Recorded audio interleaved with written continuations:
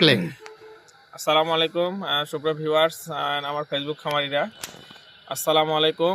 আবার আপনাদের আশা করি আপনারা ভালো আছেন। আজকে আমরা এখন রাত প্রায় 9টা বাজে। এই 9টার সময় আমরা আসছিলাম, এখানে হলো সাগাটা দক্ষিণ সাতালিয়া এই জায়গাটার নাম।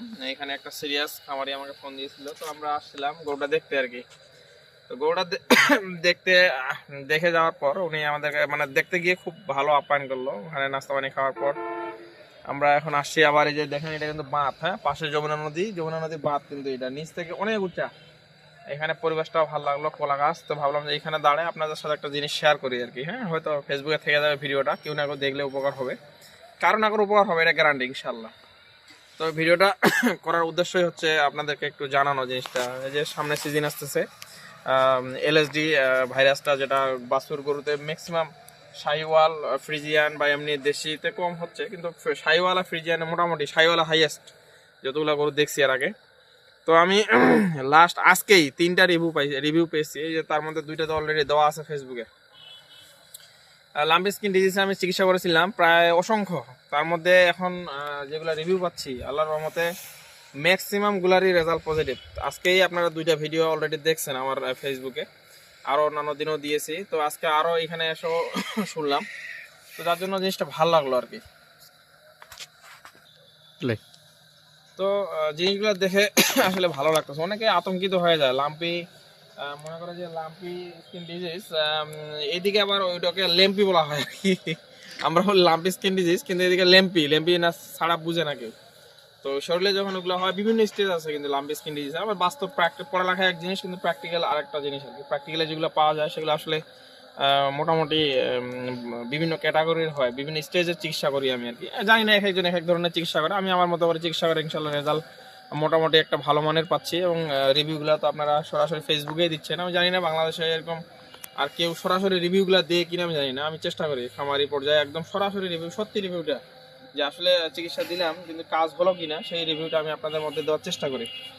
তো এই জন্য ভিডিওটা নিয়ে আসলাম। সামনে কিন্তু সিজন আসতেছে আর 1 মাস পরে। সাধারণত গরমের, আমরা এতদিন জানতাম যে ঠান্ডা শেষ হয়, গরম যখন শুরু হয় ওই সময়টাতে এই রোগটা বেশি হয়, লাম্পি স্কিন ডিজিজ। হ্যাঁ, সাধারণত গরমের শুরুতে বেশি হয়, এতদিন এটা জানতাম। কিন্তু এইবারই চেঞ্জ হয়ে গেল লাস্ট ঠান্ডার সিজনে যে গেল, মানে ঠান্ডা শুরু হওয়ার সময় কিন্তু মোটামুটি অনেকগুলো আমি কেস পেয়েছি এবার, যে লাম্পি স্কিন ডিজিজের, এবং বাছুর সব আক্রান্ত বাছুর। তো এই জন্য আপনাদের বলবো, আপনারা আগে থেকেই একটু সতর্ক অবস্থান করুন, মানে সতর্কতা অবলম্বন করুন। আপনাদের যে গরুগুলো আছে, বিশেষ করে বাছুরগুলা, সেই বাছুরগুলা মানে এখন আপনারা ভ্যাকসিনেশন করে নেন। Lumpy skin disease vaccine available সারা বাংলাদেশে, এবং হাসপাতালগুলো থেকেও মোটামুটি কিছু দেওয়া হচ্ছে। যদি না দেওয়া হয় থাকে, আপনার এলাকায় যেখানে পাবেন সেখান থেকে এই ভ্যাকসিনগুলো করে নেন আগে। ভ্যাকসিনগুলো করলে হচ্ছে কি, আমি যেটা দেখছি বাস্তব অভিজ্ঞতায় গত 1 বছরে, তো যেগুলাতে ভ্যাকসিন করা আছে, যে গরুগুলা, যে বাছুরগুলাতে আর কি, সেই বাছুরগুলার মোর্টালিটি রেট কিন্তু অনেক কম। মানে সেগুলো মারা যায় কম, আক্রান্ত হয় অনেকেই হয়, ভ্যাকসিন দেওয়ার পর হয়, কিন্তু মরে না সেগুলো। আমি দেখছি সেগুলার আমি দেখছি মোর্টালিটি রেট অনেক কম। আর যেগুলো বাছুর গরু ভ্যাকসিন করা নাই, সেগুলোতে যদি লাম্পি স্কিন ডিজিজ আক্রান্ত হয়, সেই গরুগুলা আপনার হচ্ছে একদম এমন অবস্থা হয়ে যায়। কিছু গরু আছে লাস্ট কয়েকদিনের চিকিৎসা করছে, পচে গেছে শরীরে, এমন অবস্থা হয়ে গেছে। তো তাদের হিস্ট্রি নিলাম তাদের কাছ থেকে, যে তারা কিন্তু ভ্যাকসিন করেনি ওই গরুগুলাতে। তো যদি ভ্যাকসিনটা করতো হয়তো ওই লেভেলে চলে যেত না, একদম হাত পা পচে ওখানে যাওয়া যাচ্ছে না, ওই এমন একটা অবস্থা হয়ে গেছে। তো ওই জন্য আমি আমার ফেসবুকে যারা খামারি, অনেকেই কেউ না কেউ ভিডিও স্ক্রল করতে করতে যদি আমার এই ভিডিওটা তাদের চোখের সামনে যায়, যদি কেউ কোনো খামারি একটু সময় দিয়েও এই ভিডিওটা দেখে, অন্তত একটা কথাও যদি তার ভালো লাগে, তাও যদি কোনো সচেতনমূলক বার্তা পেয়ে থাকে, এখানে আমার সাথে ওই জন্য আমি ভিডিওগুলো তৈরি করে থাকি। তো আমার প্রধান বার্তাই হচ্ছে, পয়েন্ট আকারে বলতেছি, যে অবশ্যই এই যে সিজন চলে আসতেছে গরমের প্রথমেই, ঠান্ডার শেষে, এখনই উপযুক্ত সময় চলে আসতেছে গরুগুলোকে ভ্যাকসিন করে নেওয়ার, লাম্পি স্কিন ডিজিজ আপনারা ভ্যাকসিন করে নেবেন আর কি। হ্যাঁ, সাধারণত ভ্যাকসিন করলে আমি যেটা বললাম, গরুগুলা আপনার বাছুরগুলো মোর্টালিটি রেট অতটা আসবে না, আপনার গরুগুলা হয়তো আক্রান্ত হলেও বেঁচে যেতে পারে আর কি। আমি লাস্ট কয়েকদিনে কয়েকটা চিকিৎসা করলাম, একদম পচে গেছে গরুগুলা। তো ভ্যাকসিন না করার কারণে দুর্বিষহ অবস্থাগুলা আপনারাই ওই গরুগুলাকে ঠেলে দিচ্ছেন ওই পর্যায়ে।